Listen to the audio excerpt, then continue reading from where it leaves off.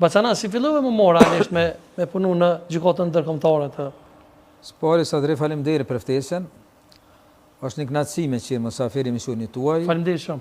Po ashtu edhe kënaqësi e dyfisht jemi pranishëm edhe pranë pjesëtarit të ushtrisë ligjore të Kosovës, njerëzve që kontribuan shumë për lirinë e Kosovës, që ne sot e gëzojmë, domethënë faleminderit e dyfisht.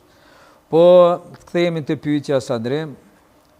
On si shumë shqiptar nga zhvillimet që kishim në Kosovë në vitet e 90-ta, fillim viteve 90-ta u detyrova të marr rrugën e mergimit. Një rrugë shumë e vështirë, duke pasur parasysh edhe gjendjen politike, gjendjen e sigurisë dhe gjithë populli shqiptar që ishte në atë periudhë. Domethënë rezistenca e shqiptarëve e kombit tim ndaj shtetit dhe okupatorit serb. Domethënë ishin ato kushtet dhe rrethanat dhe zhvillimeve politike që më detyruan të shpërngulem dhe të kërkoj strehim politik në shtetin holandez.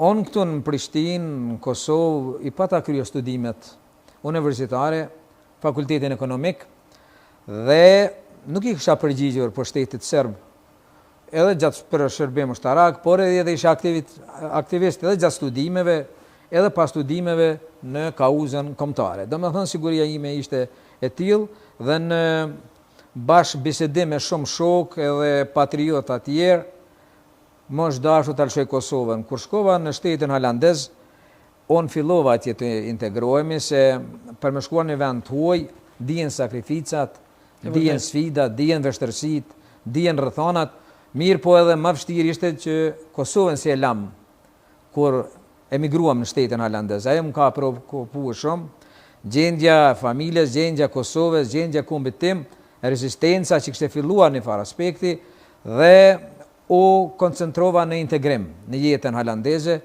që kushti i parë ishte ta mësoj gjuhën, kulturën, dhe fillova me ngutim, kryeva studimin e gjuhës, na fat diçka më të shpejt se që kërkon të shteti, dhe bëra ndryshimin në fakultet, atje, se nuk njifte fakulteti krejt tërësisht me diplomë në universiteti, kryeva studimet dhe fillova atje të punësohem.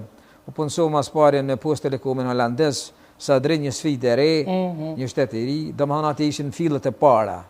Fillet e para të inkuadrimit tim në sistemin e punës dhe në integrimin e një shteti evropian me një kulturë, me një zhvillim ekonomik dhe me një politikë stabile, kur e krahasonte Kosovën me Holandë, atëherë ishte me të drejtën preokuponte pse ne shqiptarët, pse kemi mbet aty, pse fati ynë ishte i tillë, ndërsa në një vend si ishte Holanda të afronte disa mundësi për shkollim, për punësim, dhe i shfrytëzova bukur mirë ato. Pas kryes së fakultetit u punësova në Ministrinë e Bujqësisë. Aty kam filluar Sadri, po shkoj shkurt.